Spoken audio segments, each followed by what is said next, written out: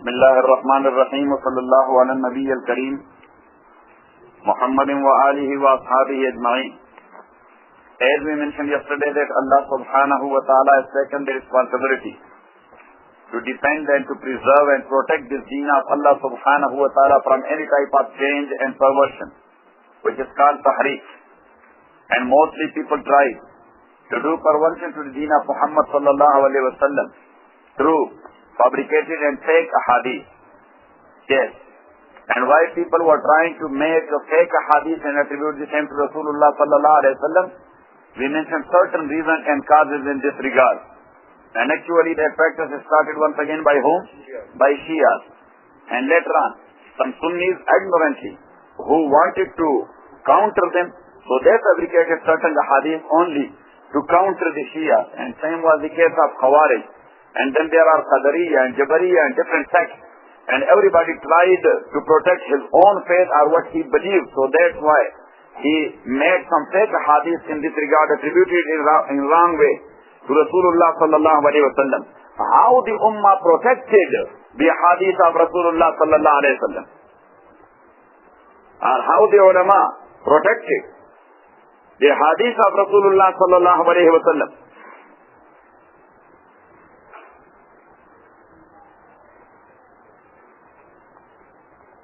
Number one,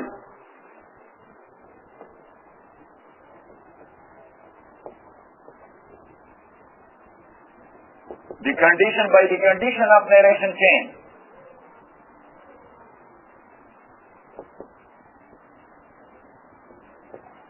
Whenever somebody said something and called it a hadith, so other ulama, they used to ask him, Sammu lana rijalakum, where from you have got it? What's the narration chain of this hadith? You should write it. The condition of narration chain. That where from you have taken this hadith. And regarding narration chain, there are certain golden sayings of various ulama, like Abdullah ibn Mubarak. He said, narration chain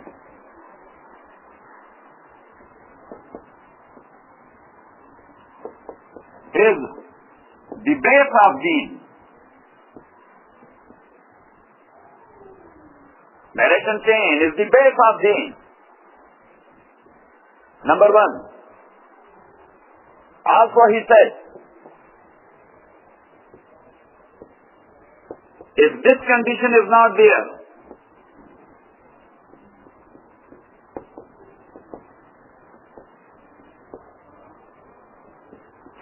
then anybody can say anything, calling it the hadith of Rasulullah sallallahu alayhi wa sallam. Then anybody can say anything, calling it the hadith of Rasulullah sallallahu alayhi wa sallam. Hisham ibn Urwa, another critic or authentic authority, he says, إذا حدثك رجل عن شيء, when somebody related to you something as hadith, فقل عمن هذا, so just ask him where from this is. He should know the source, that where from this is. And Sufyan Thawri, a muhaddis and faqih,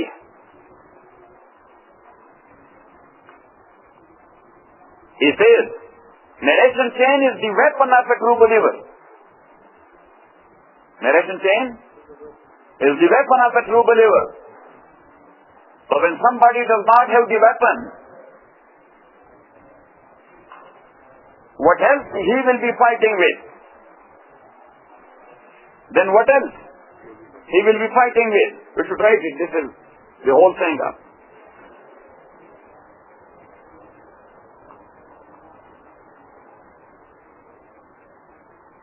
Number two, a deep study of history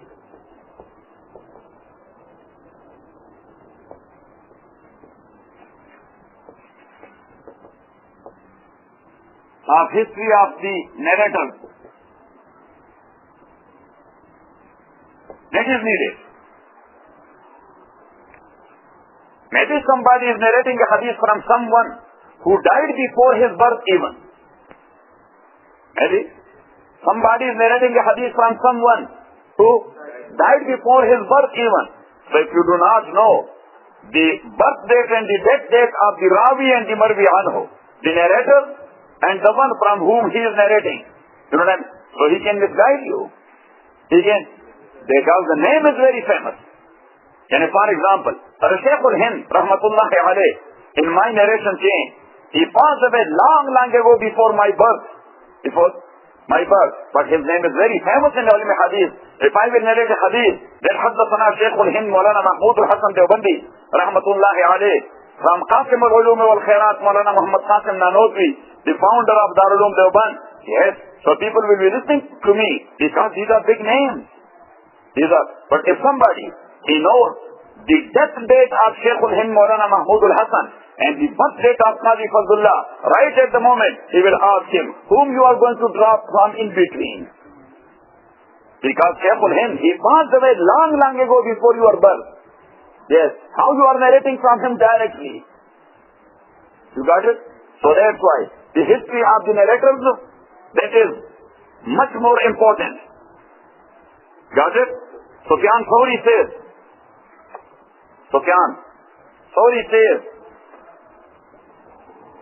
when some people use the narration chain for their lives, so we use the history to stop them.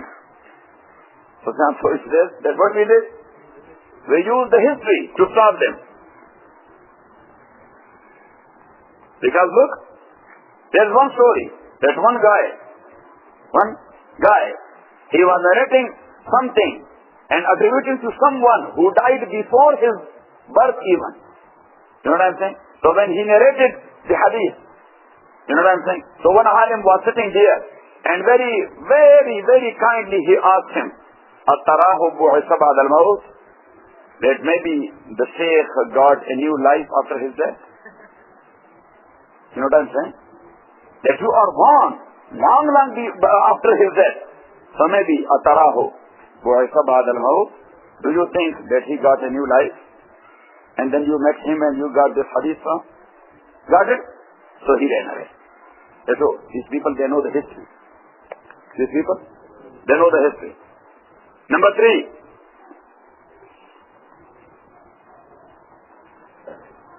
As a preface, you should write.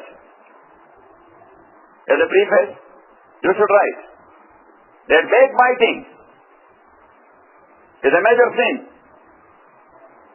To say something bad against someone, that is a major thing.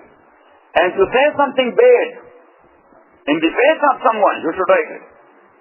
That's also bad. To say something bad in the face of someone. Like to say, for example, to Fahim, you are like this, and you are like. So that's also bad thing, or good? Bad thing. Yes? But, if someone, he fabricates something, attributed to Rasulullah sallallahu alayhi wa sallam, so the ulama, they spoke publicly against him. They spoke publicly against him.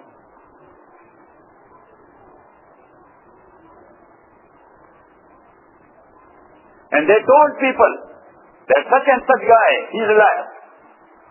He's telling lies. Not in dunya. Regarding deen, he is telling lies. Regarding what? Deen. Telling lies about dunya, that's a major sin. What about deen? Subhanallah, you cannot measure it. That's what a major sin that is. Got it? Yahya ibn Sa'id, rahimahullah, he says, I asked Shoba, S-H-O-B-A-H, Sufyan Thawri, Malik ibn Anas, Sufyan ibn Uyayna, concerning someone who was blamed for fabrication.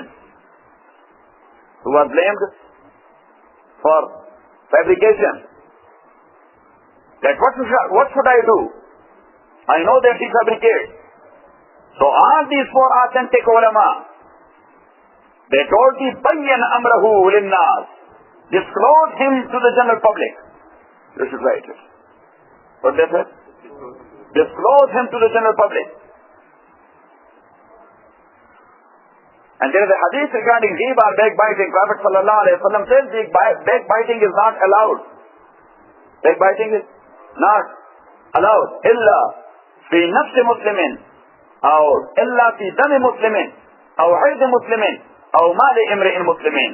But if you know someone that he is trying to harm their body in his body, or in his life, to kill him, or to injure him, or to defraud him, if you know that he wants to defraud that guy, or he wants to humiliate him and to put some false charges against him, to humiliate him in the society. Number one, fi dami imri'in, his life. Number two, his honor. Number three, his wealth. So Prophet sallallahu alaihi wasallam says that's not a ghibah to tell that guy, that be aware of that guy. You should write it. That note. Because if you will not do that, so because of you somebody is harmed.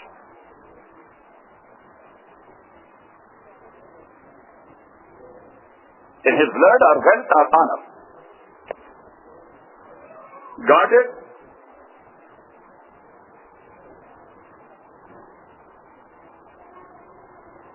Also these ulama, they were trying to convince people not to attend the dars of such like fabricators.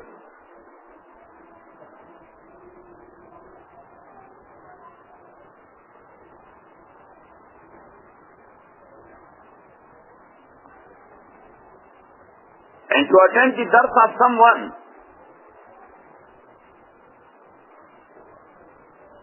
whom the Muslim believes in, that he is a trustworthy alim. That he is a trustworthy alim.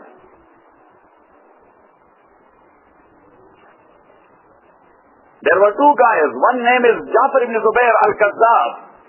What is his name? Jafar ibn Zubair al-Kazzab. Al-Kazzab means? Yes. Another one, Imran ibn Judair. Imran ibn Judair. As-Siqa. What? What it mean? Yes, a trustworthy.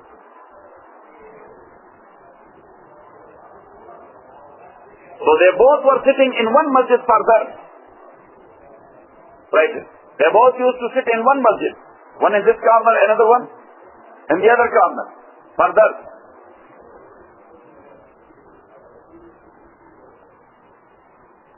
And before that people knew that Jafar ibn Zubair is Kazzab,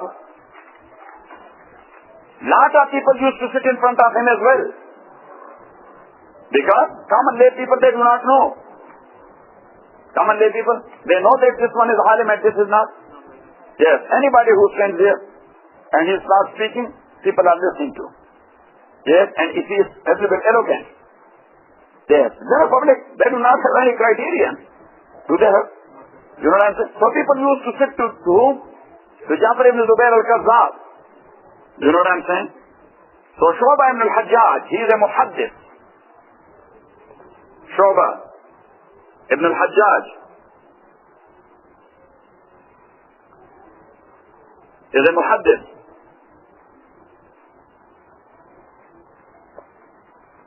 So in masjid he was passing by. Look, here is the gathering and Jafar ibn Zubair is, yes, he is reading a hadith. He is reading what? A hadith, but he is Kazzab. So Shu'bah ibn al-Hajjaj, and on the other side, there is Imran ibn Judair as-Siqa. Some people are sitting to him as well. But a few, lot of people, because he was eloquent. He was what? He was eloquent. So Shu'bah ibn al-Hajjaj, radiyallahu ta'ala anhu wa rahimahullah, he used to pass by and with a louder voice, he said, Ya ajaban linnas, ijtama'u ala ajabin nas wa taraku waddaqan nas. Amazing! What happened to the people? They are sitting to a liar and they are not going to an authentic one. You should write it. And Jabir ibn Zubair, he was hearing that. Yes? So Shu'bah was famous in hadith. So when people heard him, that maybe he is referring to Jafar. So people said, yes. So then people left Jafar alone and all of them they went to Imran ibn Judair. All of them they went to Imran ibn Judair, rahimahullah. Got it or not it? Mu'adh al-Ambari. Mu'adh al-Ambari. He says,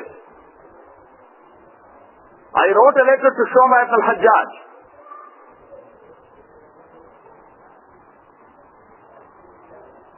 That can I write hadith from Abu Shaybah, the Qazi of Wasit. Wasit is a city. The Qazi of Wasit. His name is what? Abu Shaybah. That I wrote a letter to Shu'bah asking him, can I write hadith from the Qazi of Wasit, namely who? Abu Shaybah. So he wrote me one single sentence, La taktub anhu. Don't write from him. He is not trustworthy. Do not write any hadith from him. He is not trustworthy.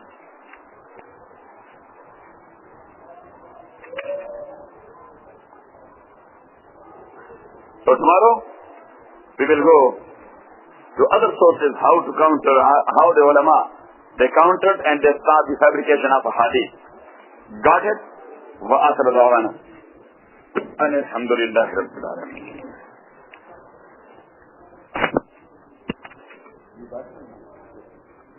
You like it? Somebody told me.